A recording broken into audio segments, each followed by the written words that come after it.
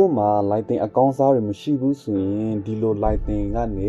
ဒီလို lighting ဖြစ်လာဖို့တဘာဝ lighting နဲ့ပဲအကုန်လုံးဘယ်လိုရှင်းမလဲနံပါတ်1အချက်ကတော့ဒီပြတင်းပေါက်စီကိုသွားပြီးတော့လူကို45 degree နေထားပေးပါအဲ့ဆိုရင်ဒီပြတင်းပေါက်နေထွက်လာတဲ့အလင်းတန်းကလူရဲ့မျက်နှာတစ်ဖက်ချမ်းကိုလာကျမှာဖြစ်ပါတယ်အဲ့ဒါကြောင့်ဒီ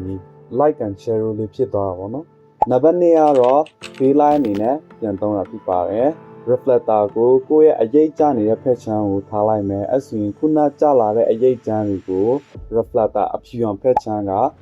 ဖယ်ချပေးသွားတာပေါ့နော်နံပါတ်3ချက်ကတော့ setting ပေါ့နော် setting မှာကျတော့ကျွန်တော် S-Log 2 Gamma 3ကိုသုံးထားတာပေါ့နော်နောက်ပြီးတော့ exposure ကိုလည်း 2 stop 1 stop အကျော်လေးမှာထားပါ